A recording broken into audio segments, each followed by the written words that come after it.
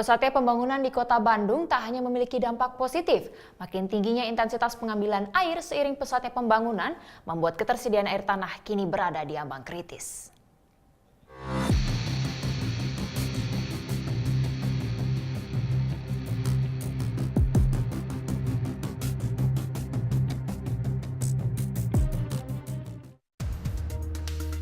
Kota Bandung, ibu kota Jawa Barat ini terus berkembang dan kini menjadi kota metropolitan terbesar di Jawa Barat. Dengan jumlah penduduk pada tahun 2014 yang mencapai lebih dari 2 juta jiwa, Kota Bandung menjadi kota terbesar ketiga setelah Jakarta dan Surabaya berdasarkan jumlah penduduk. Terus bertambahnya penduduk dan meningkatnya kunjungan pelancong di setiap akhir pekan dan hari libur membuat bisnis hotel dan apartemen berkembang pesat. Saat ini terdapat sekitar 450 hotel yang sudah beroperasi maupun dalam pembangunan, dengan jumlah kamar mencapai 24.000. Tak hanya itu, perkantoran dan industri pun ikut bergeliat di kota ini. Pertumbuhan pembangunan membuat kebutuhan energi juga bertambah. Salah satunya kebutuhan akan air bersih. Saat ini kebutuhan air bersih warga Kota Bandung disediakan oleh PDAM Tirtawening Kota Bandung. Pasokan air baku 1.800 liter per detik dari aliran Sungai Cisangkuy baru mampu memenuhi 155.000 pelanggan, atau baru mencakup sekitar 69% pelanggan. Pasokan air baku biasanya berkurang hingga setengahnya saat musim kemarau. Sekarang untuk pasokan air baku ini kualitasnya yang buruk ini, sehingga kontinuitas dari si air baku itu sendiri. Jadi secara kuantitas mungkin ada, tapi kontinuitasnya ini yang sering terganggu dengan musim hujan seperti ini, sampah dan sebagainya. Itu adalah kendala yang paling berat yang kami rasakan untuk pelayanan. Dari 69% warga Kota Bandung yang baru terlayani, 53% diantaranya golongan rumah tangga. Sementara niaga, industri dan komersial baru terlayani 16%. Tidak hanya permintaan yang cukup besar, namun juga kontur daerah dan bangunan menjadi kendala. Target pemenuhan 100% pelanggan akan dicapai pada tahun 2019 mendatang. Sekarang ini justru yang sedang marak ini apartemen, Pak. Apartemen dan hotel ada beberapa yang memang kita minta dilayani. Hanya mungkin kita tidak akan bisa sepenuhnya membantu dan mereka juga kita hanya paling tinggi 75% kita membantu misalnya kebutuhan mereka ya. Terbatasnya penyediaan air bersih oleh PDAM Kota Bandung menyebabkan pemenuhan kebutuhan air bersih dilakukan dengan memanfaatkan air tanah, baik dengan sumur pompa maupun gali. Tak hanya untuk kebutuhan rumah tangga, niaga dan komersil seperti industri, perkantoran, hotel dan apartemen juga manfaatkan air tanah. Wahana Lingkungan Hidup Walhi Jabar mengklaim pertumbuhan pembangunan di Kota Bandung sudah mencapai 83%. Kurangnya ruang terbuka hijau dan bangunan yang terus memadati daerah resapan air membuat penurunan air tanah terus terjadi. Kritis karena kita berhadapan dengan satu situasi di mana kawasan Bandung Utara sebagai penyedia air gitu ya, yang itu kawasan yang seharusnya kawasan konservasi, kawasan hijau, kawasan resapan itu terus berkurang. Kemudian sama juga di Bandung Selatan.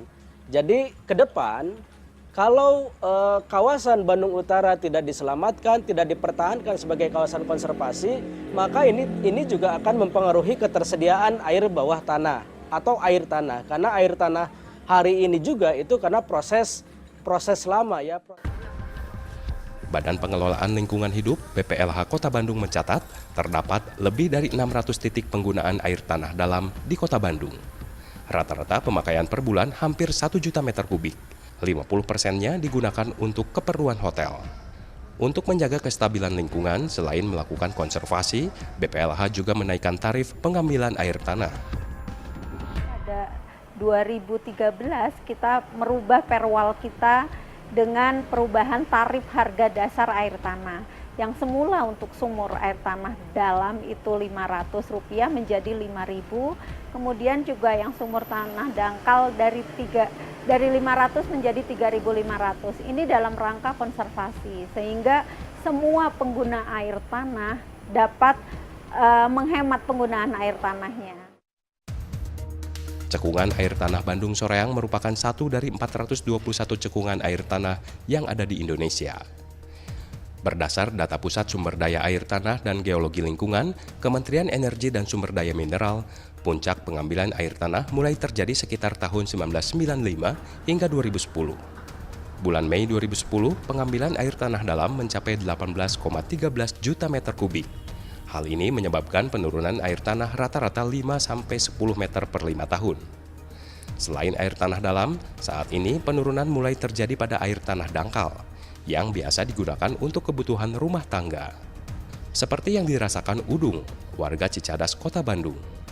Udung yang sejak tahun 1960 tinggal di kawasan Cicadas, sejak dulu menggunakan sumur gali untuk keperluan air bersih sehari-hari.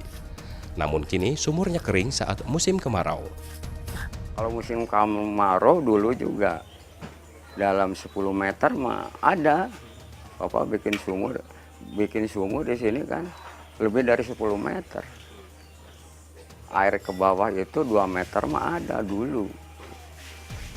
Kalau sekarang kan bikin sumur 15 meter juga. Ada 5 meter juga, untung kalau banyak hujan. Kalau kemarau mah kurang. Masifnya pembangunan, terutama di kawasan resapan air seperti kawasan Bandung Utara, menjadi pemicunya. Pemanfaatan besar-besaran air tanah tanpa memperhatikan lingkungan tak hanya menyebabkan penurunan air tanah, namun juga menyebabkan penurunan permukaan tanah. Kita sudah tahu lah semua bahwa air tanah dangkal untuk Kota Bandung itu ada di bagian utara. Ya, bangunan-bangunan di bagian utara Kota Bandung itu harus betul-betul mengikuti kaidah bagaimana bangunan di daerah resapan. Sehingga daerah resapan itu terkontrol. Daerah resapan itu dapat dikonservasi. Ya, sehingga air tanah dangkal itu bisa setahun penuh bisa ada di daerah di mana masyarakat menggunakannya. Dan tadi itu pengawasan terhadap pembangunan sumber air tanah dalam harus ketat kalau menurut saya. Menurut Organisasi Pangan dan Pertanian Dunia, FAO, kebutuhan air untuk masyarakat perkotaan mencapai 200 liter per hari. Tak hanya perizinan dan pengawasan pemanfaatan air tanah yang harus dilakukan, namun menjaga kawasan resapan air harus dilakukan untuk kelangsungan kehidupan. Iman Baruna melaporkan untuk NET.